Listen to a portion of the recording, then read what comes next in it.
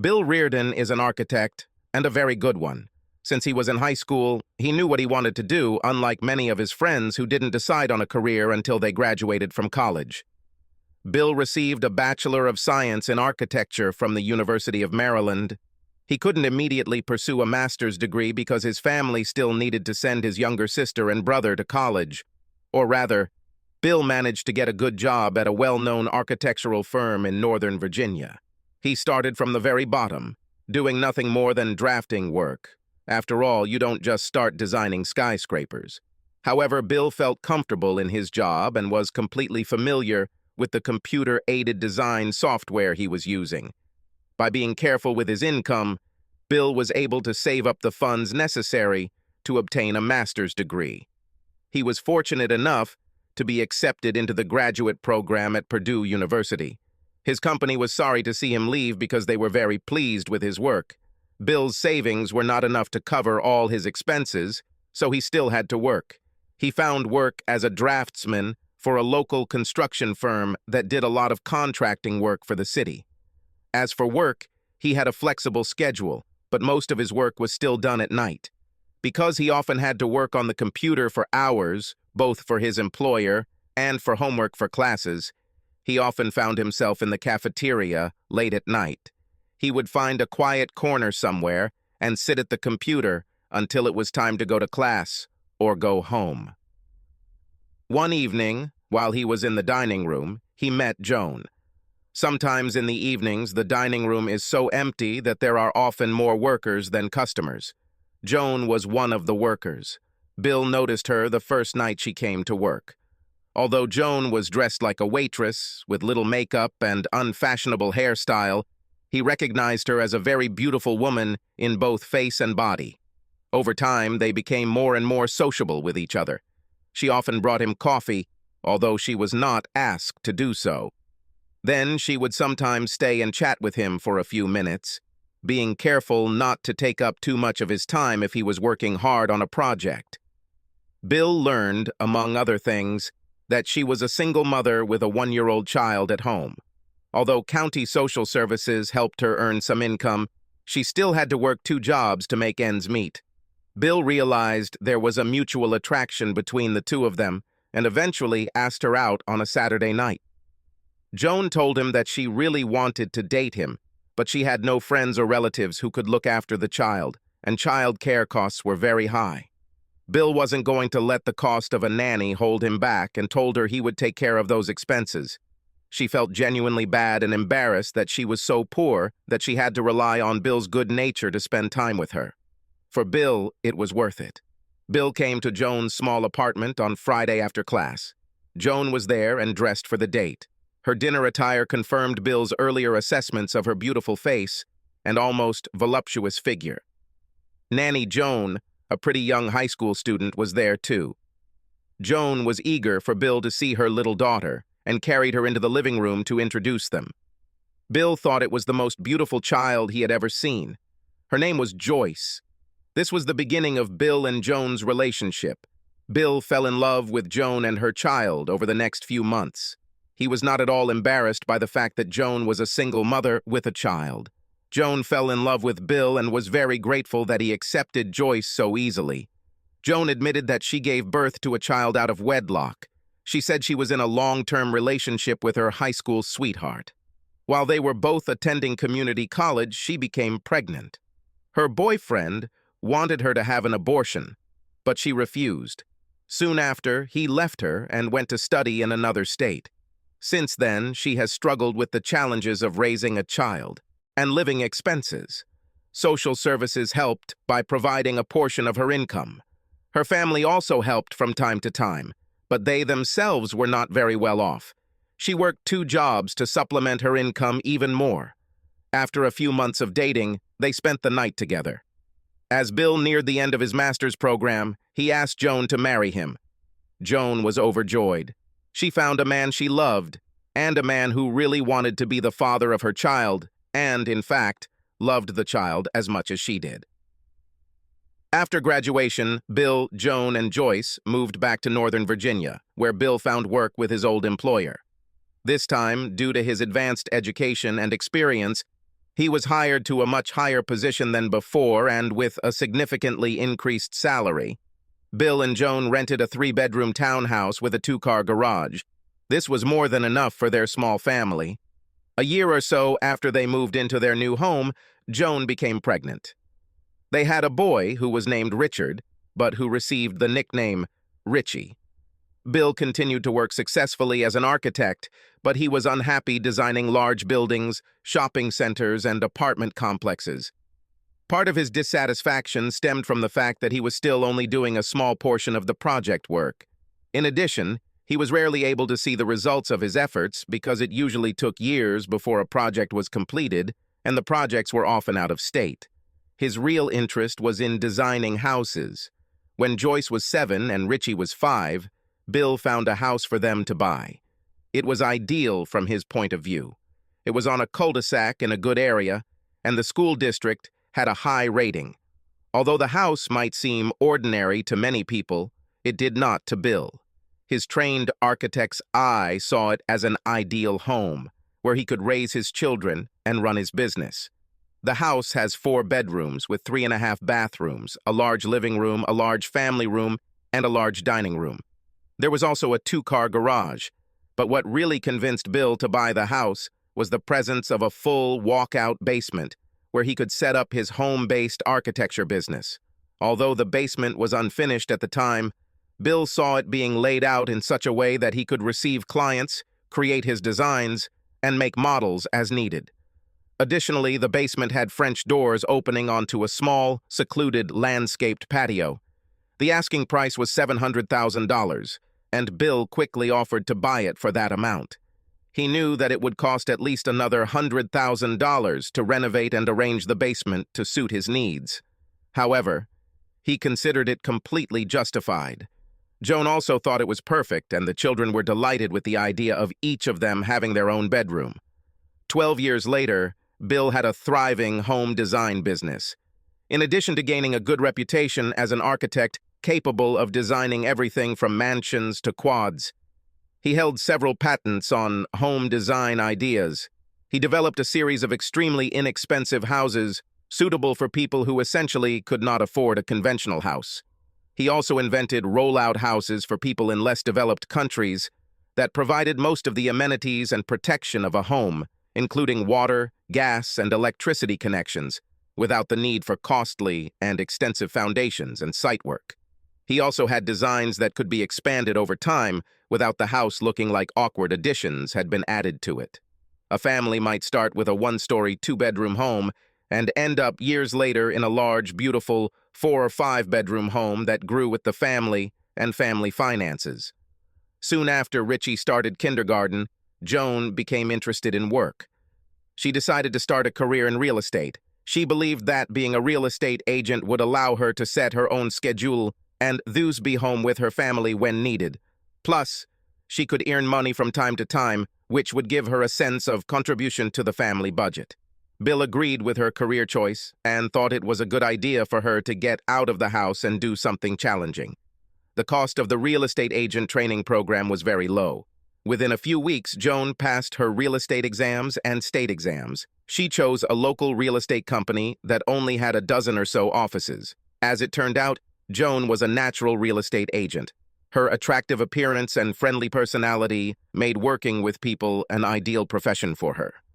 After a slow start and a few misses, she began to perform very well as both an agent representing sellers and an agent representing buyers. She preferred to work with customers. Over time, Joan became more and more successful in the real estate business. Within a few years, she was one of her company's leading agents, and she made a significant contribution to the family budget. Eventually, an opportunity arose to become the managing broker of the new office, and Joan applied for the position. With all the certifications and additions to her original license, Joan also took the time to obtain her broker's license. Her company was excited to have her manage their new real estate office. Under Joan's leadership, she quickly recruited 17 real estate agents to work for her. Now she not only earned money from her commissions, but also received a percentage of the commissions of her subordinate agents. As you might expect, Joan's dedication to her career took more and more time away from her family, and from Bill. Joan left home early and returned late in the evening. She often worked on weekends when there was an open house showing. She also provided additional training to her agents on weekends and evenings so they could work freely with clients during the week. As Bill's business was tied to his home, Bill began to take on more and more household responsibilities. Bill got up early to make breakfast and pack lunches for Joyce and Richie and walked them to the bus stop. He also helped them with their homework in the evening, participated in school activities, and attended their sporting events. If his wife was going to be late, Bill took responsibility for preparing dinner. He became quite a good cook and often cooked with Joyce, trying out new recipes. Intimacy between Bill and Joan became increasingly rare. Joan was often tired when she came home, and after dinner and a glass of wine, she went to bed early. Bill tried repeatedly to rekindle their intimacy, but none of his attempts were successful for long. Bill's story began one late morning on a spring day. He was returning home from the airport, where he had dropped his wife off on a flight to her annual 3-day real estate convention. As he turned the corner onto his street, he noticed a white SUV parked on the curb in front of his house. As he pulled into his driveway, he saw a woman sitting on his porch steps. He parked the car in the driveway rather than in the garage to meet his guest. When he got out of the car, the lady on the porch stood and waited for him to approach her. Bill assessed the lady from a distance. She was of average height. Her light brown hair was tied up on her head. She had a sweet face. It would have been beautiful if she had been wearing makeup, which she wasn't. The lines on her face told Bill that she was 40 or 45 years old. She had a good figure, which she didn't try to show off in her slate pants and loose white blouse. However, Bill could see that she had a narrow waist and impressive breasts. The lady spoke first. "Are you Bill Reardon?" she asked, at the same time extending her hand for a handshake. "Yes, I am." Bill answered both her questions and the handshake. Before he could ask the lady what her name was, she spoke again. "Nice to see you. My name is Beverly Dumont. How can I help you, Miss Dumont? We had a meeting that I forgot about. Please call me Beverly, and if you don't mind, I'll call you Bill," she said. "And no, we don't have any meetings. However, it is important for me to talk to you," Bill replied. "Beverly and Bill, so be it." Bill noticed that Beverly wasn't smiling and didn't seem particularly happy. "Please come into the house." As Bill opened the front door for her, he noticed Beverly picking up her backpack, which seemed quite heavy. Entering the house, Bill led Beverly into the spacious family room. Beverly chose a seat on the sofa in front of the large coffee table. Bill was about to settle into his favorite rocking chair, but remembered his good manners and asked his guest if she would like something to drink. "A glass of wine would be nice," she replied. "Dark red wine, if you have it," she added. "Strong red wine is my favorite," Bill replied. Bill went into the kitchen and poured 2 glasses of his favorite Cabernet Sauvignon Carnivore. He returned with 2 glasses of wine and a bottle, which he placed on the coffee table. Beverly immediately took several large sips of wine. Bill noticed that she was worried about something. "How can I help you, Beverly?" Bill asked, giving his voice a more serious tone. Beverly took another sip of wine and then said, "What I came to talk about is very personal and very difficult to discuss. Your feelings will be greatly hurt, so I'll just have to get it straight.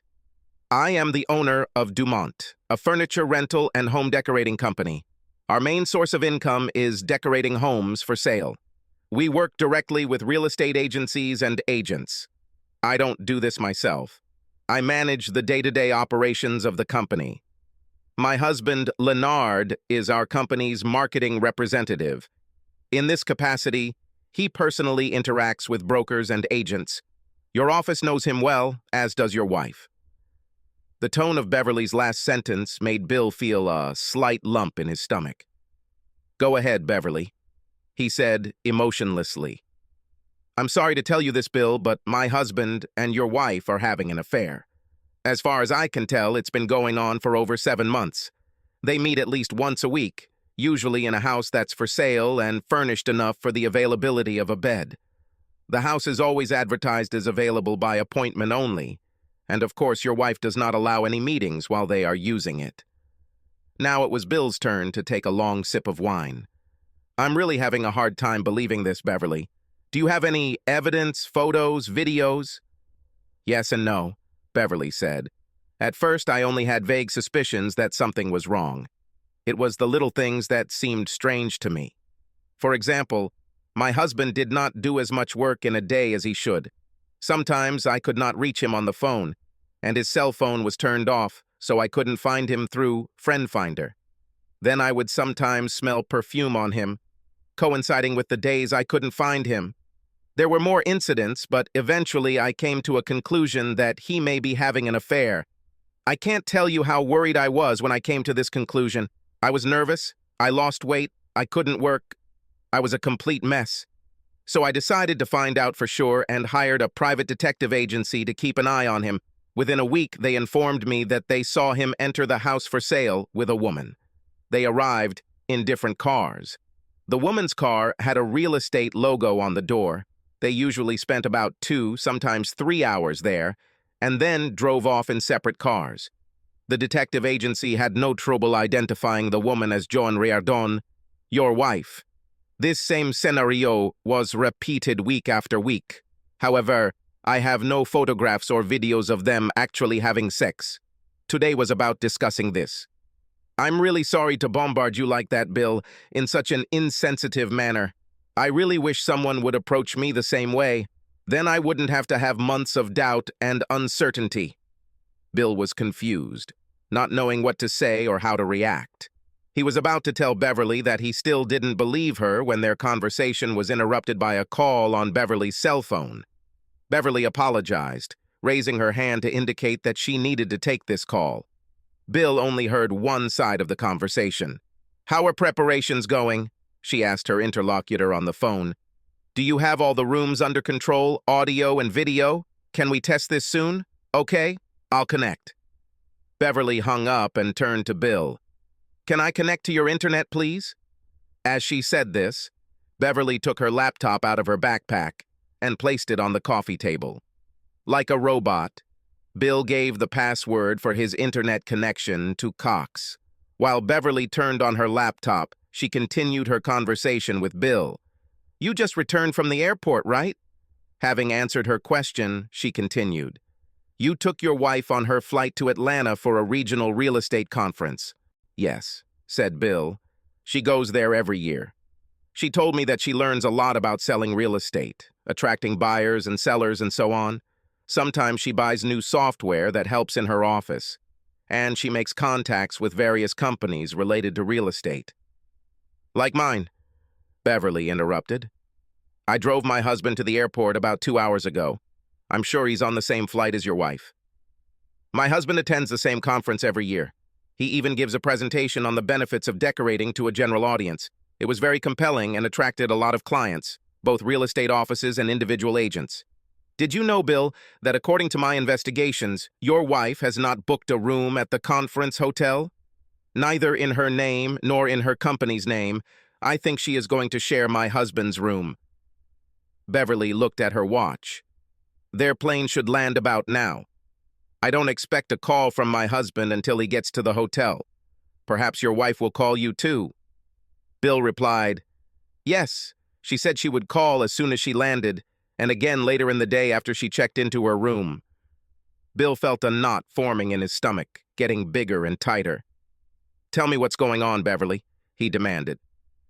"You deserve to know everything," Beverly replied. "I have suspected for some time that your wife and my husband intended to spend time together in a hotel having sex. I wanted to catch him red-handed on video. A few days ago, I rented a suite at their hotel in the name of my company. Yesterday and this morning, my investigators installed numerous video cameras and recording devices throughout the room. The cameras are connected to a server that streams the events live to me through my computer and to a similar computer installed in my lawyer's office. Everything will be recorded," Bill asked. "What's stopping someone else from seeing these images?" "You need a password to access the site. My lawyer and I are the only ones who know it," Beverly replied. Bill's phone rang. He knew from the ring tone that it was Joan. "Just arrived," Joan's cheerful voice said as soon as he answered. "How did the flight go?"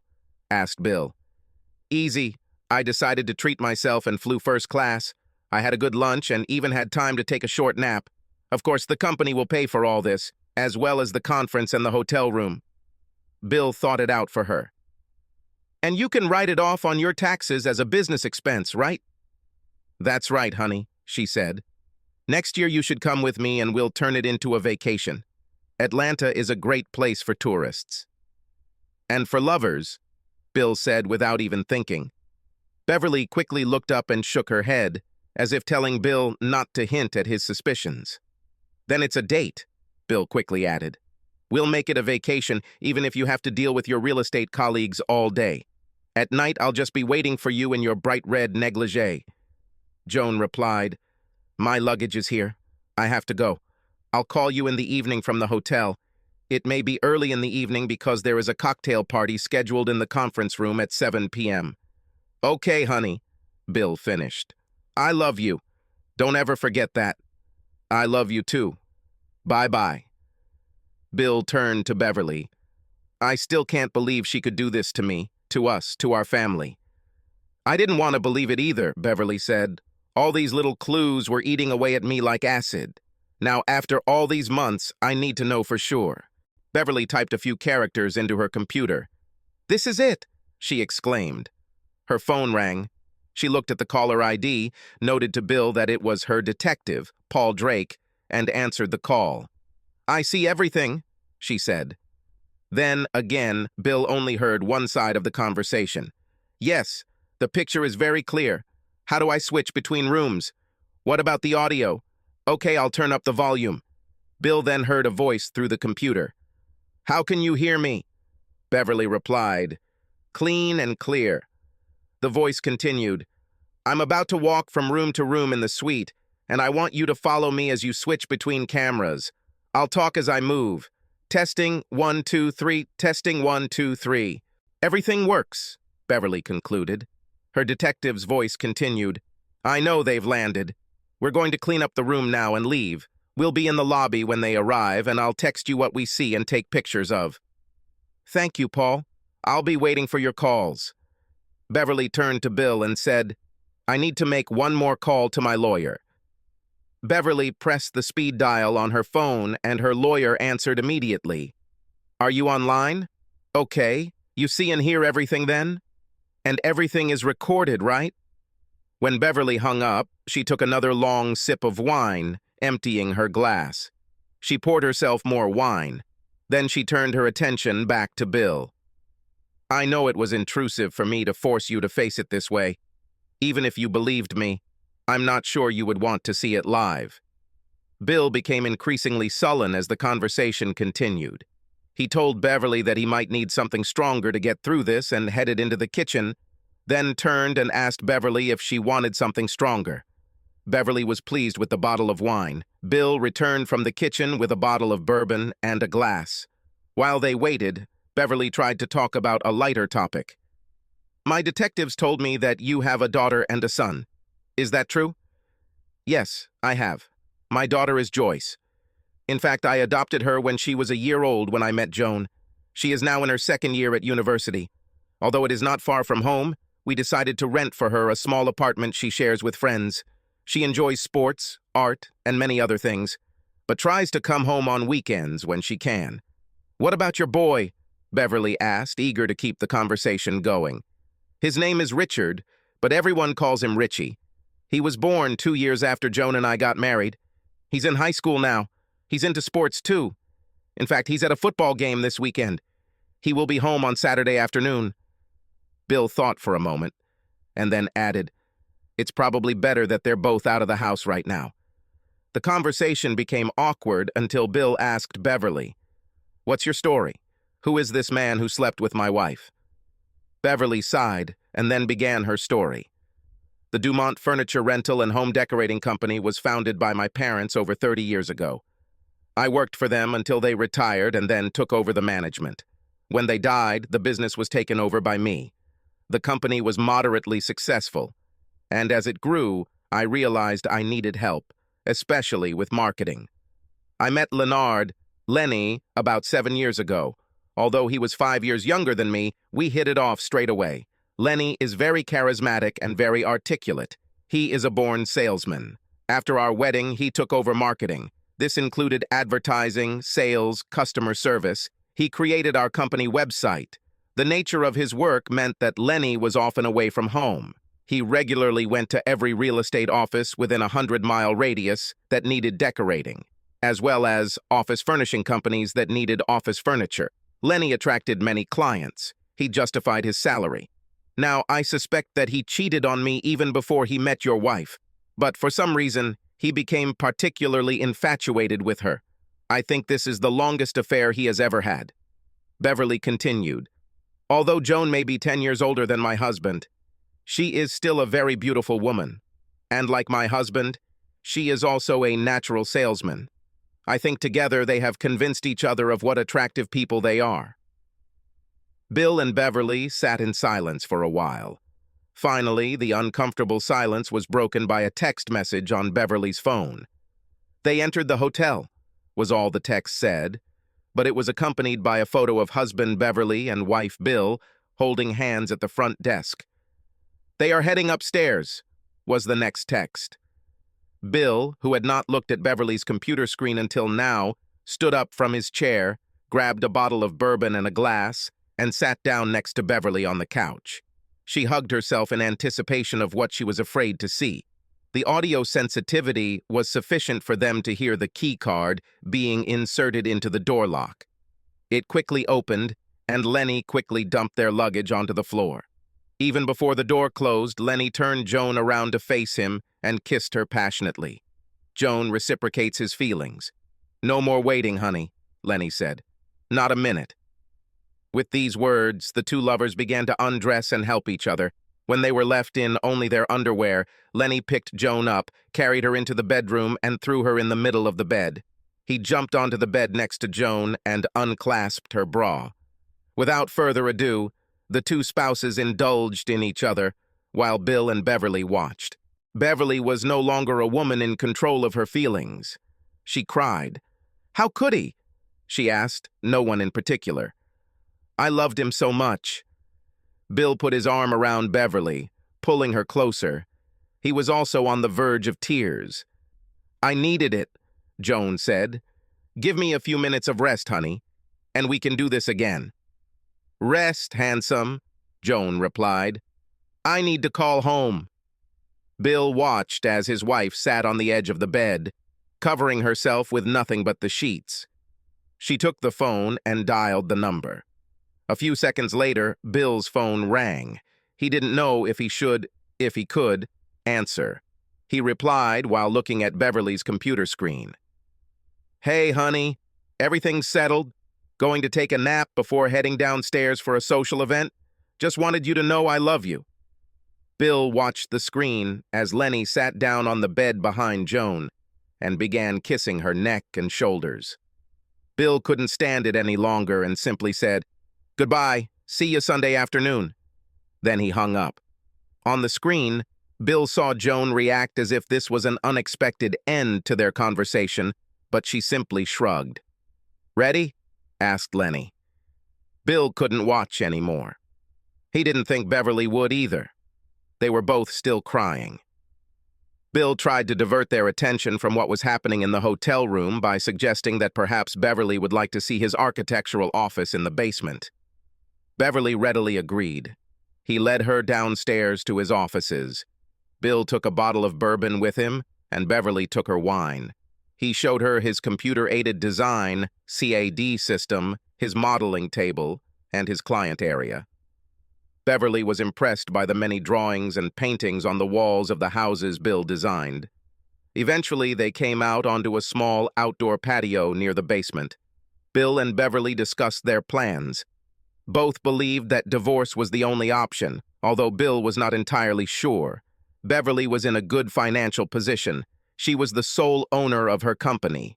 Essentially, Lenny was her employee. Although he was valuable in marketing for Dumont in recent years, he was replaceable. Over the next few hours, Bill and Beverly tried to do things that would take them away from the computer. Moreover, while the two cheating spouses were at their social event, What was happening in the hotel did not bother them. Bill suggested making sandwiches. They spent the time trying not to think about the events at the hotel. Around 10:30 p.m., Bill and Beverly heard voices coming from the computer and settled down together on the sofa with drinks. The cheating spouses returned to their hotel room. Although Joan couldn't resist Lenny, he pushed her away, saying he had to call his wife. Beverly's phone rang. "Hello, honey," she said. "Hey, doll," Lenny replied. "I've already checked in. Great room. It's a suite. Has a sitting area, bar, microwave, and refrigerator. Thank you." "You're welcome, darling. I thought you'd need some extra space to entertain clients while you enthrall them with our capabilities. This will all be chalked up to marketing." While Lenny was talking on the phone, Joan was busy untying his pants. Soon she lowered his trousers and briefs to his feet and knelt down. Lenny was distracted and could barely concentrate on the conversation. He needed to end the conversation. "I'm pretty tired, honey. I'll call you tomorrow. Love you." Beverly replied, gritting her teeth, "You have no idea how much I loved you too." The change in verb tense was not noticed by Lenny compared to what Bill and Beverly observed. They watched their spouses for a few more minutes. Joan asked Lenny, "How long have you been cheating on your wife?" Lenny replied, "Ever since we got married. I adore women. They are like flowers waiting to be picked. Married women are especially attractive because they are not usually looking for a permanent relationship and often tell me that they still love their husbands." "And you?" Joan responded. "I love my husband madly. He saved me and my daughter from a life of poverty. We have a wonderful son together. Bill saved enough to send them both to college. He sent me to real estate school. We have a very nice house and many friends. We have a wonderful life together." "Then why is this?" asked Lenny. "I learned a while ago," Joan continued, "that sex sells. When I first became a real estate agent, I was seduced by a rich house buyer. He said he would buy the house for my price if I slept with him. He was nice, looked like a man, and treated me very politely. I reluctantly agreed. He took me to his hotel room and we had sex, and I liked it. And I earned a huge commission. After this incident, I decided that if I need to use sex to sell houses, I will do this. It didn't happen very often, maybe a couple times a year, but I did what was necessary for the deal. Bill was actually very happy for me and told me that this was my personality that made me a great real estate agent. He was partly right. You're actually the first man I've had a long-term romance with. All I can say is that I love the way you love me. However, I don't expect our relationship to last forever. We'll get tired of each other. From a friend over time, until we simply stop communicating. Then you will become just a secret, pleasant memory." "I need to get home before I'm too drunk to drive," Beverly announced. She took out a pen and pad from her backpack and wrote something down. "If you want to watch this disaster on your computer, here is the site address and password." She turned off her computer, closed the lid, and put it in her backpack. "I'll be back here Sunday morning after they leave the hotel to give you the DVDs my lawyer recorded. Let me know your intentions. I'm going to confront my husband right away." Bill walked Beverly to her car. When he opened the door for her, she turned to him and hugged him tightly, and they hugged each other for several minutes. Then she left. When Bill returned to the house, he went to his office and unplugged the laptop that was connected to his monitor, printer, and other peripherals. He brought it into the family room, placed it on the coffee table, and turned it on. Then, after he turned it on, he entered the website address and password.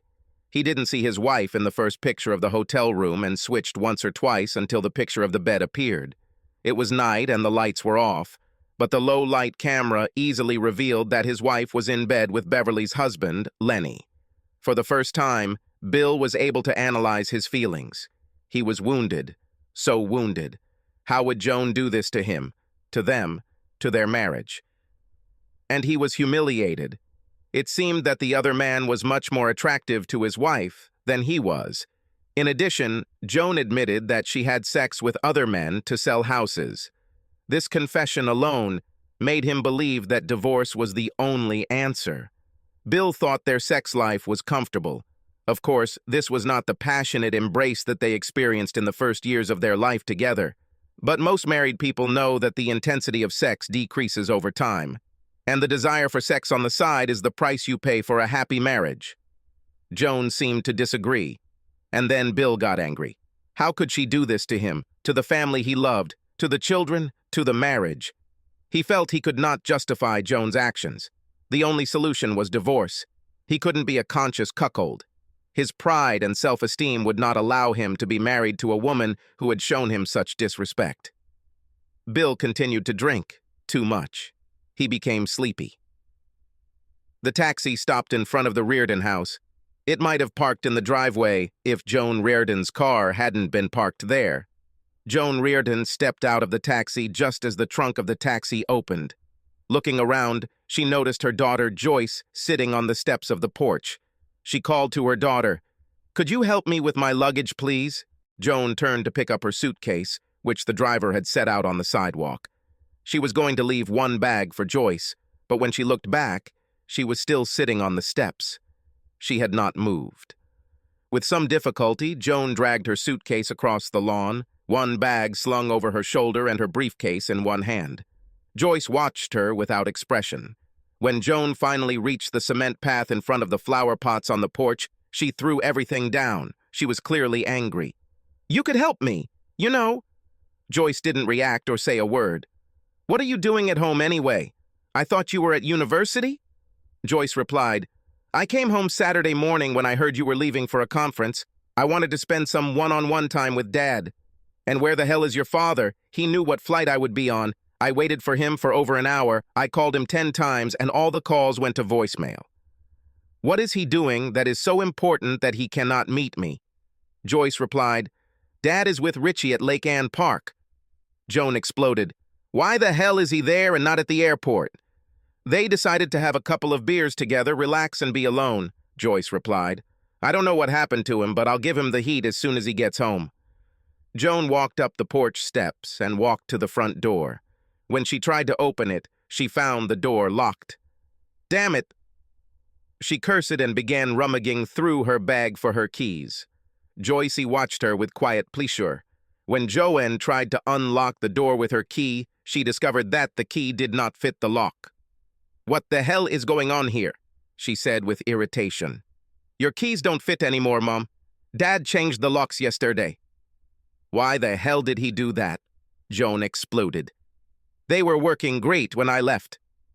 As Joan turned to look at her daughter, she noticed a pile of 7 or 8 black plastic trash bags at the far end of the porch. There were also 2 cardboard boxes on the patio table and 2 large suitcases next to the railing. "What are these things doing here?" Joan asked. Joyce stood up and looked at the far end of the porch. "These are all your things, Mom, everything. All your clothes are in garbage bags along with all your shoes and all your clothes from your dresser. Your cosmetics are in one of the cardboard boxes and your jewelry is in another. The 3 of us spent half of Saturday packing up your things. I packed my bags myself. I think they contain what you will need for your next work and leisure. You should bring suitcases, boxes, and any trash bags you can fit in your car. Richie will take whatever you leave behind and put it in the locker we rented for you." "What's going on here?" exclaimed Joan. She felt a knot begin to form in her stomach. "Dad knows everything about your extramarital affairs. Now we know everything," Joyce answered, not fully realizing what she was saying. "This is impossible. I was so careful." "Perhaps you were careful, Mom. Of course, Dad never suspected you of adultery, but your buddy Leonard Wilson wasn't. Beverly Dumont had been suspecting him of having an affair for months. On Friday night, they found out how two-faced you both were. This is impossible. I was in Atlanta and he was here. Beverly hired a private investigation company to spy on you and your boyfriend. She had the hotel room you were staying in bugged for video and audio. The live images were streamed onto the internet, which Beverly had set up for viewing and recording. Every move you made, every word you said in your hotel room was noticed and recorded. "Oh, no!" Joan screamed and collapsed on the steps next to her daughter. This can't be real." After Beverly left Daddy alone on Friday night, Daddy continued to watch you two have fun. I think it almost killed him. That night he got very drunk and finally passed out on the couch in front of the computer. I came home early Saturday morning to find him asleep on the couch. When I tried to wake him up, I noticed that the computer was on and it was showing two people having sex. After watching for a few minutes, I realized it was you and Mr. Jerk. I let out an involuntary scream that woke up Dad. When he realized it was me and saw what I was watching, he slammed the computer lid and said, "You weren't supposed to see that." I started crying and asking Dad what was happening. He didn't want to tell me, but I made him tell me everything. We even turned the computer back on so I could see what was going on between you and Mr. Jerk. I made Dad take a shower and get cleaned up. I then made a Virgin Mary to help him with his hangover, followed by a light breakfast and coffee. Away from the computer, we tried to make a plan of what we were going to do. Saturday afternoon. Richie came back from his soccer match and we told him what was going on. We all cried a lot, and then I got angry. We all got angry. How dare you do something like that to our dad? Based on what you did and what you said, Richie and I have decided to kick you out. Dad agreed. We spent the rest of the day packing up all your things. You will not spend another day in this house with our dad. Joan stammered, "But where should I go? What should I do?" Dad was kind enough to get a room at the Hilton Extended Living near your office. He paid you 3 months' rent. By the way, this is the same thing Beverly does for her husband, except she only pays for his room for 1 month. Maybe you two can meet up tonight, compare notes and entertain each other again. And maybe when Mr. Jerk's lease is up, he can move in with you because he won't have a job that makes him a lot of money. "I don't want to leave my house," Joan screamed. "I love Bill. He is my life. I couldn't live without him." Without emotion, Joyce replied, "You'll have to leave. Nobody wants you here anymore. Not Dad, not Richie, not me. Also, you should know that Dad has an appointment with his lawyer on Monday. He's going to file for divorce." "No, no, no, no, please no," Joan answered. Joyce continued her blitz. "Dad intends to keep this house for himself. After all, this is his place of work. Plus, he'll keep the house because Richie and I will be living with him, and he will have custody of Richie since he is still a minor, but already old enough to choose which parent he wants to live with. There will be no child support and no alimony for you because you make a very good income working as a real estate broker. Dad, who fully funded your IRA, will allow you to keep it, but will no longer make any payments into it. In addition, you will now be responsible for paying for your vehicle, auto insurance, maintenance, and property taxes." Joan looked into her daughter's unsympathetic eyes. "How can you be so insensitive? Dad told me many times how much he fell in love with you when you first met. He said he fell in love with me at the same time. He told me that he couldn't have loved me any less if you and he had had more daughters after you got married. And I couldn't love him more, even if he were my biological father. I'm Daddy's girl. He took care of you and me for 20 years. He's given us a beautiful home, wonderful vacations, and is sending Richie and me to college. When I found out what you did to my dad, it killed all my affection for you. How could you do this to him? What made you do this? Tell me why." Joan, still sobbing, said, "At first I just succumbed to the pressure to sell the house.